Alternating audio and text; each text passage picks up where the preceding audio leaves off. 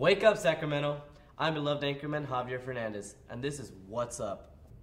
A few boys decided to go for a swim on the 21st floor of the Sheraton Hotel yesterday. The thing is, there is no pool in the 21st floor of the Sheraton Hotel. It's suspected that these boys try to hang their clothes on the ceiling sprinkler. Here to clear up the rumors is Haley with a special report. Last night at the Sheraton, there was a minor incident on some of the top floors. We have reports of flooding.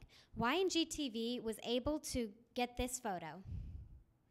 I am standing in the Hotel Sheraton lobby. Just above me, delegates are being barred from entering their floor if it is over the 17th floor. There have been reports of minor flooding and cracked floors. Let's talk to some delegates who have been displaced. Can you tell me a little bit about what's going on, as far as you know? Yes. Okay, so the 21st floor was flooded, and now in order to fix up the rooms that are in there, they've closed off the 19th and the 20th floors in order to move the furniture. And we're sitting out here in the lobby waiting for our floor to open up. And how long have you been waiting? We've been waiting for an hour for now, and we don't know how much longer it's going to take.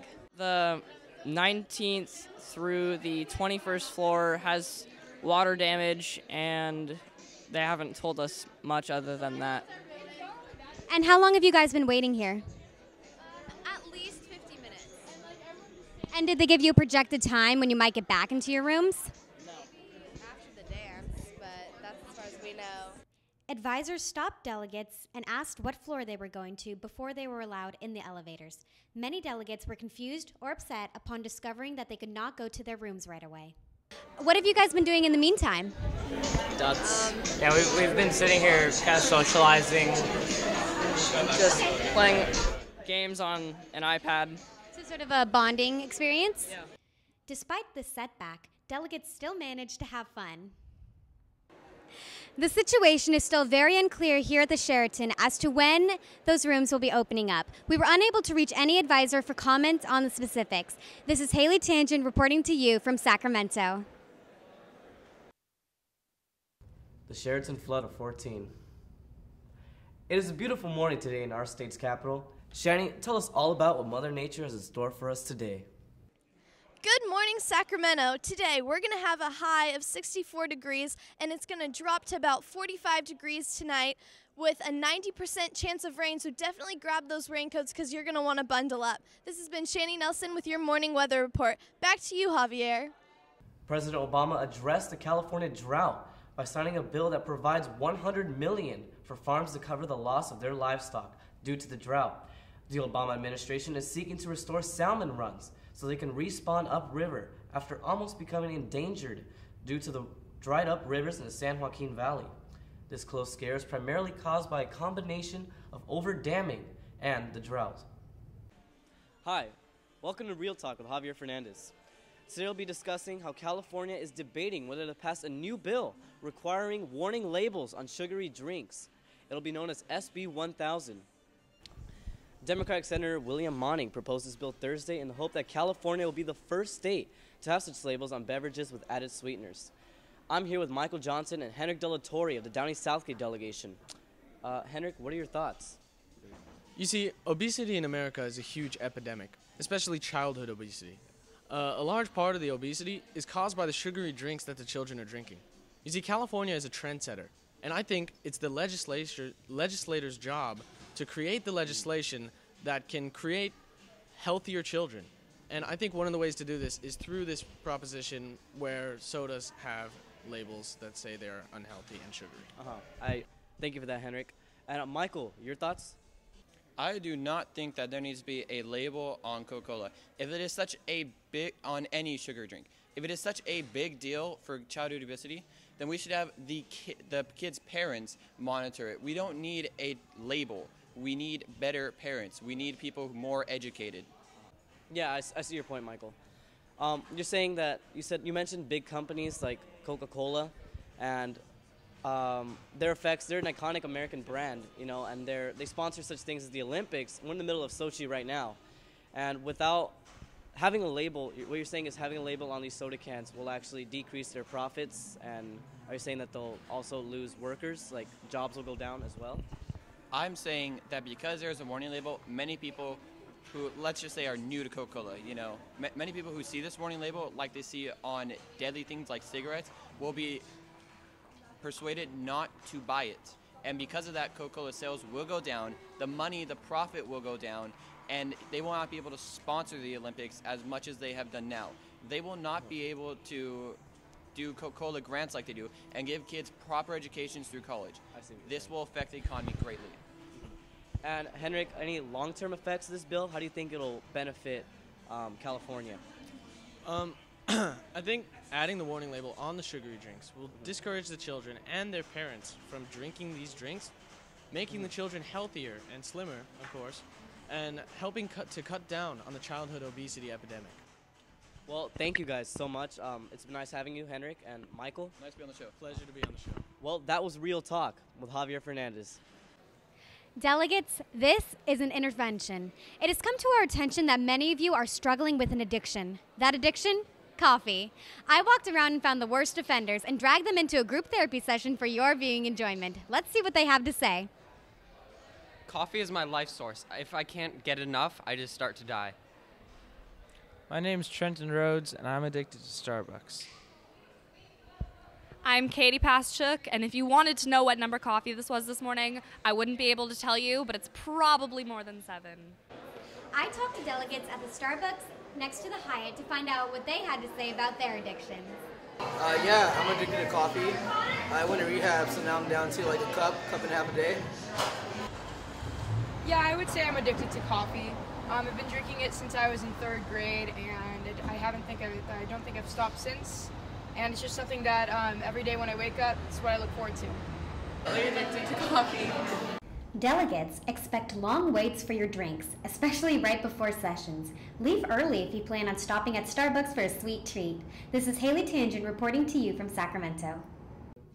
Y reporter Elena is having a one-on-one with youth governor candidate Rose Meinrath. Hi, my name is Elena Dreisbach, and I'm here with Rose Meinrath, one of your 67th Youth Governor candidates. So first I wanted to ask you, what is your platform? What do you plan to run on if you are elected Youth Governor? My platform revolves around expanding youth and government into our real government. I want students to be able to lobby their legislators about real legislation. This is the foundation of democracy, is our legislators. These are our elected representatives who represent us in our democracy. And I think that youth and government can really expand by having direct influence with these people. That's great. But how does your platform set you apart from the other candidates? My platform is different because I have done what I'm saying I'm going to do before. And because none of the other candidates have a platform like mine, none of them want to have students come and lobby legislators about real legislation. I think this is really vital to youth and government. That's awesome. Okay, so why did you decide to run? What was that turning moment that you said, yes, I'm going to run for 67th Youth Governor? I actually decided, I think officially, that I wanted to run a year ago almost from today. And that's because I saw the passion in youth and government. I saw the ideas, I saw the bills and proposals that we write, and they died at SAC. They died at SAC conference, and I thought this shouldn't happen. They should move on. These should become law. In California, we have 2 laws that came from youth and government. In New York State, we have 80. More youth and government laws should be state law. That's admirable. So moving on to easier, funner, more simple questions, I guess, but more about you. What is your passion? You're not allowed to say youth and government. You have to pick something that you do during your free time outside of this program. All right. I would say my passion is social action. And this is why I really joined Youth in Government, although I shouldn't say Youth in Government. I'm the Social Action Vice President on my Temple Youth Group Board, and I really like serving our community in every single way. This may seem cliche, but I really just do want to make the world a better place. That's what I try to do with every action I take, and that's why that's why I want to be your Youth Governor, and that's what I really do in my free time. Okay, last question. If you were unable to choose political science as your major and you were unable to pursue a career in politics, what do you think you would choose as your career? This is a hard question. I think I might consider economics. I like math a lot, but I've always thought about politics. When I was younger, I wanted to be an Olympic swimmer. Don't think that's feasible anymore. Not in good enough shape for that. But I don't know, I've always just pictured myself going into politics, maybe not as a candidate necessarily, but as a political advisor. I would really like to run for office someday, though. That's great. Thank you so much for your time. This has been Elena Dreisbach for Eyewitness News. The ball was cracking last night, and Y reporter Holly was there to get turned up. Thank you for that, Holly. Sitting down with youth governor candidate Grant McComb is Elena. 6'8" and looking great. YNG reporter Katie interviewed returning sophomores on their transition from being a forum baby to an official delegate. The transition from freshman to sophomore year is a big one in YNG.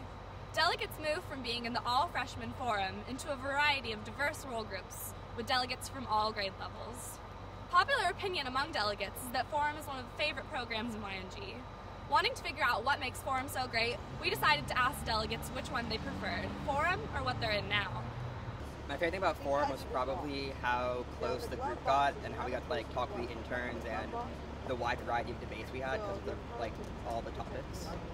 I liked forum because you get to try everything new and everyone's new, so it was just really fun to meet new people. My favorite thing about forum was the group that you were placed in because I became really close with my group, and it was actually my favorite year of YNG, and now I'm a junior, and I wish I could go back all the time. I loved it. Delegates seem to have adapted well to the different SAC experience after going through forum. So freshmen out there, enjoy it while you can. Welcome sophomores to the Big Boy League. We are constantly bumping into those teenage zombies on the iPhones, but have you ever wondered what they're actually doing? Taking selfies?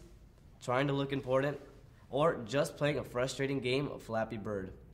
Luckily, we have Haley on the streets to answer all of our questions. When asked what item is most essential for our survival, most teenagers will probably say cell phone. After all, what could we possibly do without Siri? But the question remains, what do YNG delegates do on their cell phones? Let's find out. Yeah, usually when I'm on my phone, usually texting with my mom. She's a great woman, love her so much. Or I'm playing Temple Run 2. I'm a big fiend of Pappy Jump. Pappy Jump's my #1 game. I first got it in 2008, been going strong ever since. So literally all I can do is texting because, coolest phone ever, upgraded to Slide recently. I don't really use my phone the way I'm supposed to. I kind of get in awkward group chats and then laugh at inappropriate times during session. I'm off my phone most of the time, but my friend pulled this really just not funny prank on me where he took my phone, turned on the volume, called me in the middle of my speech, and a very awkward moment for me. I usually just pretend to be doing research, but I'm not usually doing research, so I can get away with that one a lot. I go on Instagram a lot. I like to tweet. Yeah, I'm a big Twitter girl. Tweet, tweet. And now, a word from our sponsor. Walking on K Street, hungry for food? Go to Crest Cafe for the best Mediterranean food around. Chicken kebabs, Mediterranean lunchbox, and garlic chicken. All new at the menu at Crest Cafe. And be sure to tweet us your questions to the governor at #GovDebate. Well, that about wraps up the news for today. I'm Javier Fernandez. Rock on, YNG.